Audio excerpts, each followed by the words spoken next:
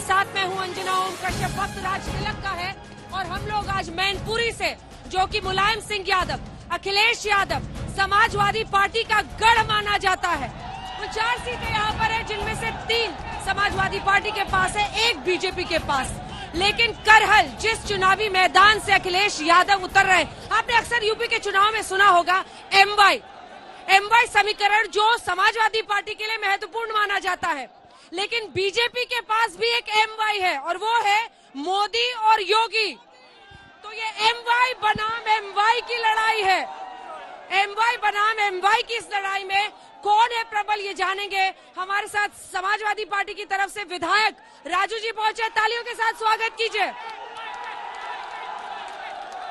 राकेश त्रिपाठी जी हमारे साथ जुड़ रहे हैं भारतीय जनता पार्टी का पक्ष रखने के लिए। बीएसपी से भी हमारे साथ उम्मीदवार हैं और अभिषेक सोम भी रहेंगे। लेकिन इससे पहले कि हम चर्चा की शुरुआत करें, मेरी एक ग्राउंड रिपोर्ट देखिए।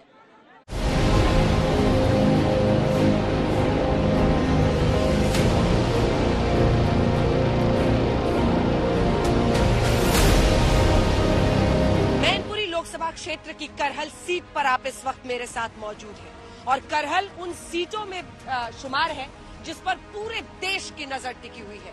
मुलायम सिंह यादव ने इसी जैन इंटर कॉलेज में अपनी पढ़ाई की थी, लेक्चरर भी यहाँ पर वो रहे थे। यहीं पर उन्होंने पहलवानी का दाव पेच भी सीखा था और फिर राजनीति के ऐसे सूरमा बने जिन्होंने अच्छों को सियासत में धूल चटा दी। आज अखाड़ा तो वही करहल है, लेकिन पहलवान बदल गए। अब मुलायम सिंह यादव के बेटे अखिलेश यादव चुनावी मैदान में है और दूसरी तरफ भारतीय जनता पार्टी ने केंद्रीय मंत्री और एक वक्त पर मुलायम सिंह यादव के ही शिष्य रहे एसपी सिंह बघेल को चुनावी मैदान में उतारा है। आप लोग कितने उत्साहित हैं कि आप लोग उसी कॉलेज में पढ़ते हैं जहां पर मुलायम सिंह यादव ने पढ़ाई की थी? इस जैन इंटर कॉलेज में एडमिशन लेने के लिए बहुत गर्व की बात है। बहुत अच्छा लगता है। उस दिन अखिलेश भैया आए थे, मैं वहाँ पर भी गया था। बहुत अच्छा है। तो आप लोग राजनीति में आने की सोचते हैं कि नहीं, कि आप पॉलिटिक्स के गढ़ में पढ़ रहे हैं? कितने बच्चों को इंटरेस्ट है पॉलिटिक्स में? हाथ उठाइए। पॉलिटिक्स में कितनों को इंटरेस्ट है? देखिए, मुलायम सिंह यादव के कॉलेज में पढ़ रहे हैं और राजनीति में रुचि रखने वाले कितने बच्चे आपने देख लिया। प्रिंसिपल साहब यहाँ पर मौजूद हैं, जल्दी से। सर, यहाँ पर तो पूरी होड़ मचती होगी आपके इस कॉलेज में पढ़ने के लिए। जिसके बच्चे का एडमिशन हो जाता है वो ये समझता है कि देहरादून में एडमिशन करा लिया है। राम गोपाल यादव, शिवपाल यादव सभी इसी कॉलेज में पढ़े। कौन कौन सपना देखता है कि वो एक दिन मुख्यमंत्री बनेगा उत्तर प्रदेश का? कितने सपने देखने वाले हैं, दिखाइए। ये ताकत होती है जब ऐसी जमीन, ऐसा कॉलेज मिलता है। और उत्तर प्रदेश की सबसे बड़ी जीत 110 करहल विधानसभा की होगी, माननीय अखिलेश यादव जी की। मतलब मार्जिन पर नजर है जी। आप पढ़ाई भी कर रहे हैं, पॉलिटिक्स भी फॉलो कर रहे हैं। और अखिलेश जी को कितने लोगों ने उनसे मिल पाए हैं आप में से? ये सारे बच्चे अखिलेश यादव से मिल चुके हैं। तो आप लोग मुलायम सिंह यादव के कॉलेज में पढ़ रही हैं, खुशी होती है इस बात से? यस मैम, खुशी होती है मैम। अभी सीएम कौन है यूपी का? अभी तो योगी आदित्यनाथ थे, लेकिन अभी तो आचार संहिता लगी, अभी तो फिलहाल में कोई नहीं है। तो करहल सीट से पहलवान जी तो अब नहीं है, यहाँ पर चुनाव नहीं लड़ रहे हैं। अखिलेश यादव, उनके बेटे मुलायम सिंह यादव को आप जानते थे और अब उनके बेटे लड़ रहे हैं यहाँ से चुनावी मैदान। तो डॉक्टर साहब, आपको क्या कहेंगे? अखिलेश जी का जो पुराना कार्यकाल है वो बहुत ही बढ़िया कार्यकाल था। मुलायम जी का जो मिजाज था उसके बारे में क्या बताएंगे? आपका जो निजी उनसे अनुभव रहा। पब्लिक से उनका डायरेक्ट टच रहा। आइए अब आपको लिए चलते हैं करहल में ही सड़कों पर, क्या है लोगों की राय।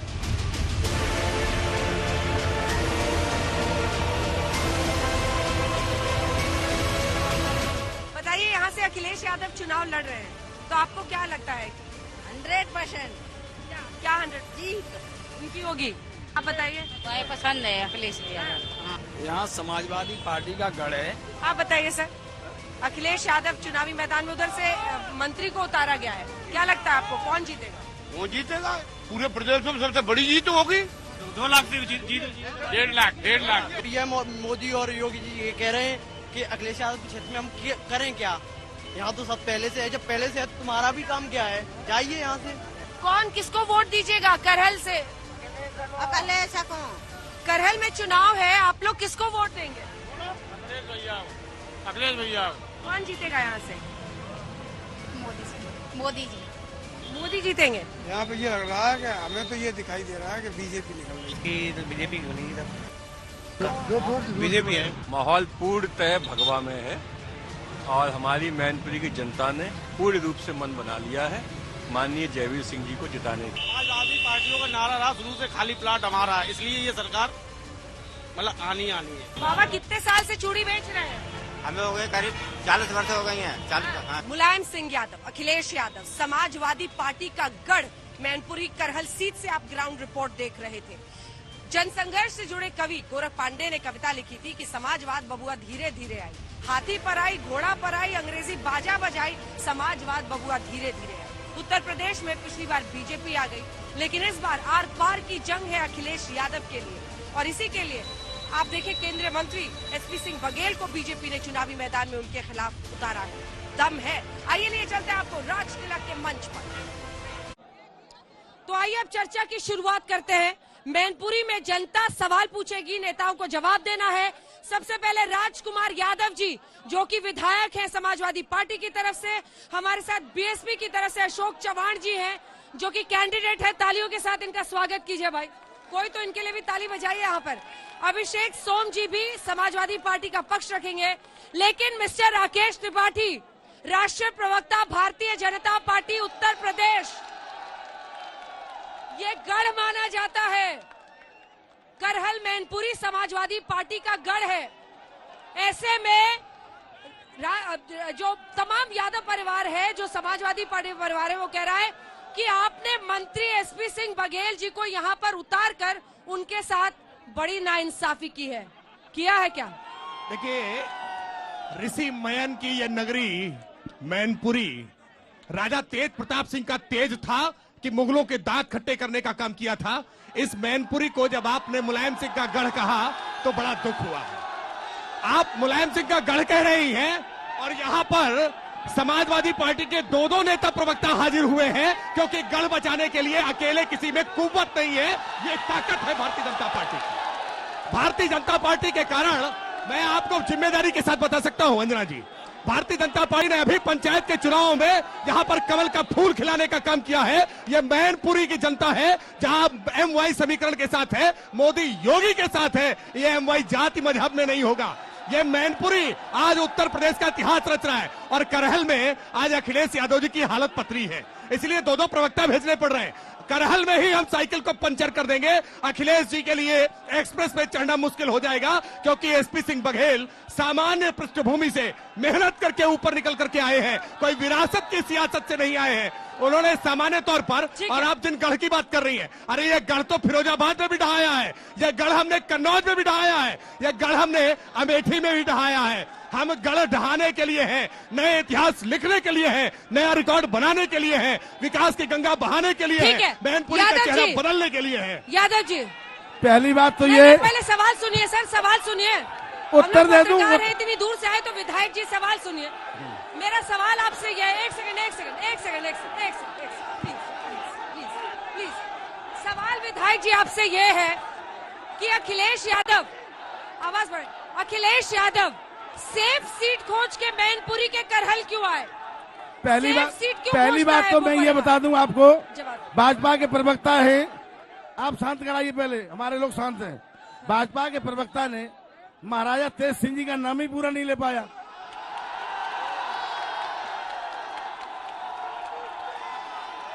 नहीं, मैंने तो महाराजा तेज सिंह का ही नाम लिया। तेज प्रताप का ही नाम सुनने का अभ्यास किया आपने। हमने तो महाराजा तेज सिंह का ही नाम लिया।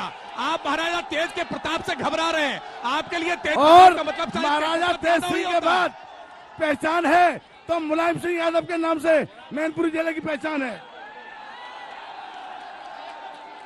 और माननीय अखिलेश जी मैनपुरी की जनता की मांग पर आए, पार्टी संगठन के प्रस्ताव पर चुनाव लड़ने आए हैं।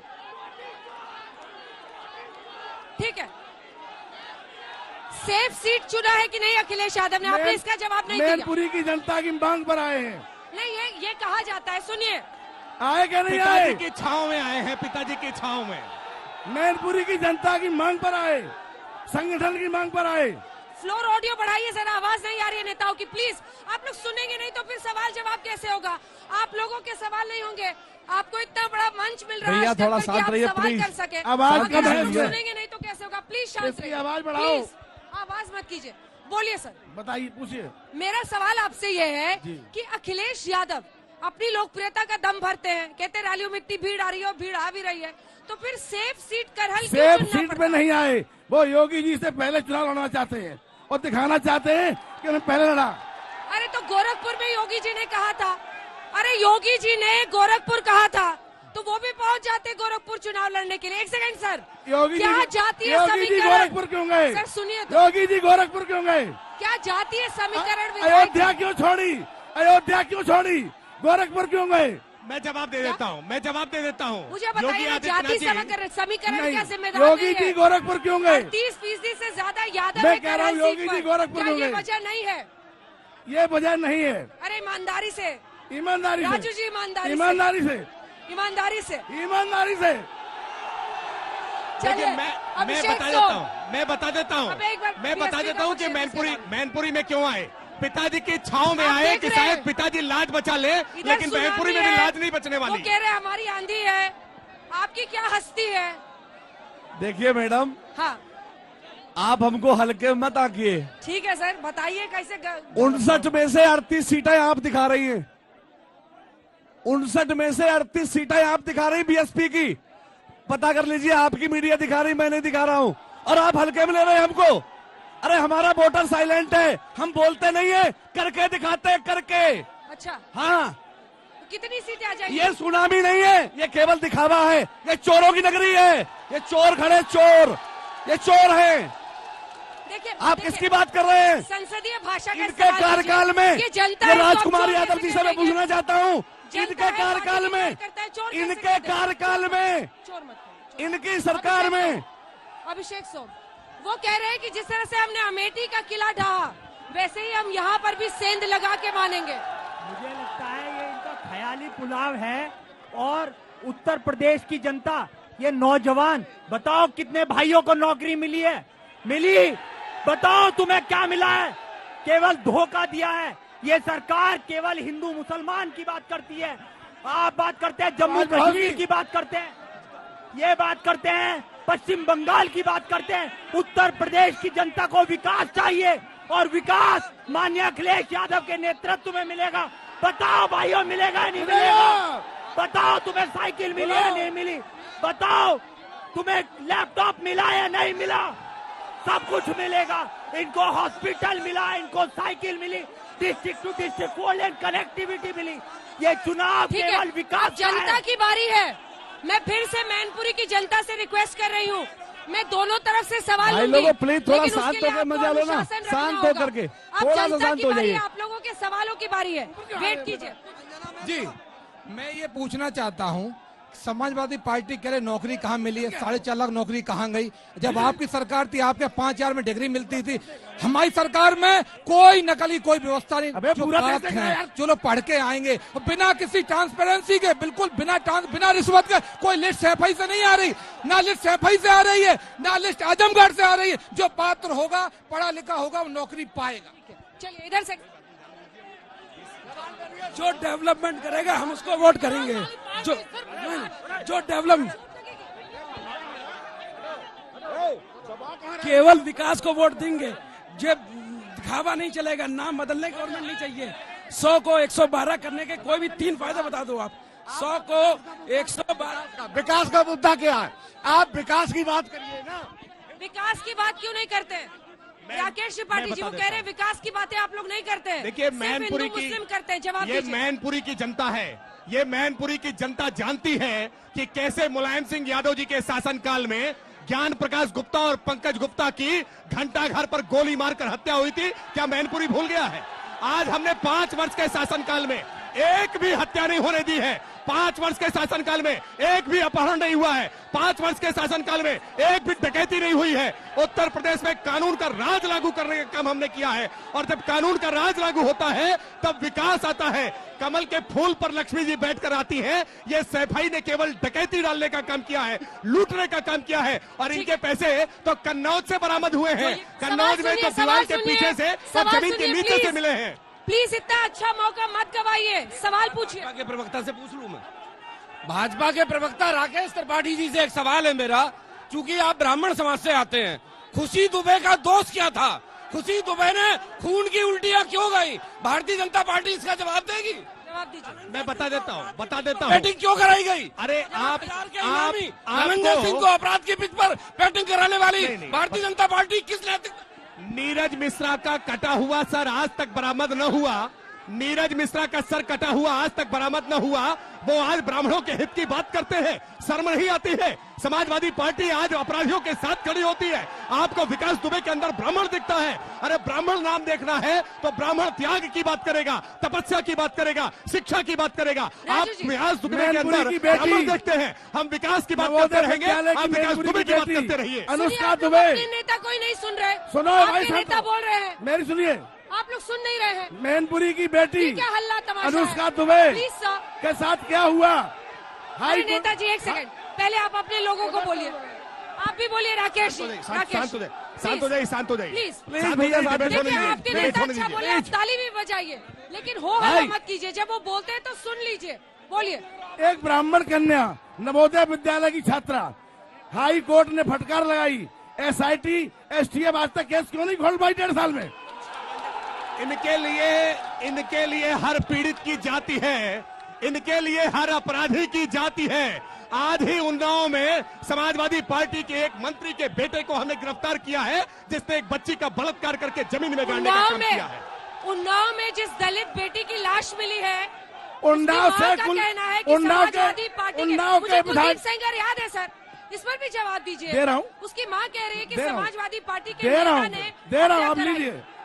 उन्नाव के कुलदीप सेंगर को भूल गए? नहीं भूले ना, जनता हमने कुलदीप सेंगर को जेल भेजा। तो आपके विधायक रहे, हाथरस की बेटी को भूल गए? हाथरस की बेटी को भूल गए? हाथरस की दलित बेटी रातों रात जला दी गई, मर्डर विद रेप। हाथरस की बेटी, क्या हुआ उसके साथ? मैं अगला सवाल सुनिए, भारतीय जनता पार्टी एक महिलाओं की सुरक्षा पार्टी है। मैडम सवाल है, आप भाषण मत दीजिए। सवाल है तो सवाल मेरा ये है, राजू विधायक से, यहाँ के सदर विधायक 2 बार रह चुके हैं, शराब पी के शाम को महिलाओं लड़कियों को गालियां देते हैं, धमकाते हैं। इन्होंने जवाब दे रहा हूँ, इन्होंने, अरे मैडम इसका जवाब नहीं दे रहा हूँ। जवाब दीजिए। इन्होंने सवाल पूछा, जवाब इन्होंने ये गलत है, ये गलत तरीका, प्लीज आप सुनिए। इन्होंने मेरे खिलाफ बात पंजीकृत कराया था, कोई सबूत पेश नहीं कर सकी, माफी मांगी है, कोई सबूत नहीं कर पाई पेश, माफी मांगी है।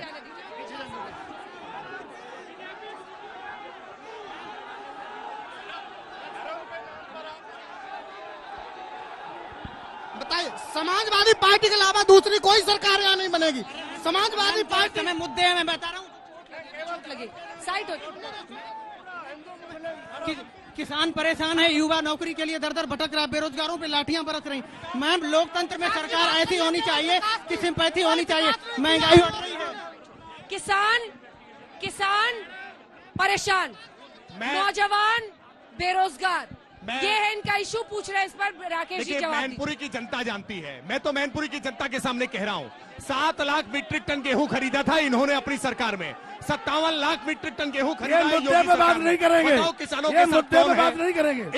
इन्होंने अपने सरकार के समय में किसानों का गन्ना मूल्य भुगतान किया 95,000 लाख मीट्रिक टन। हमने खरीदा, हमने भुगतान किया 1,60,000 करोड़ रुपया।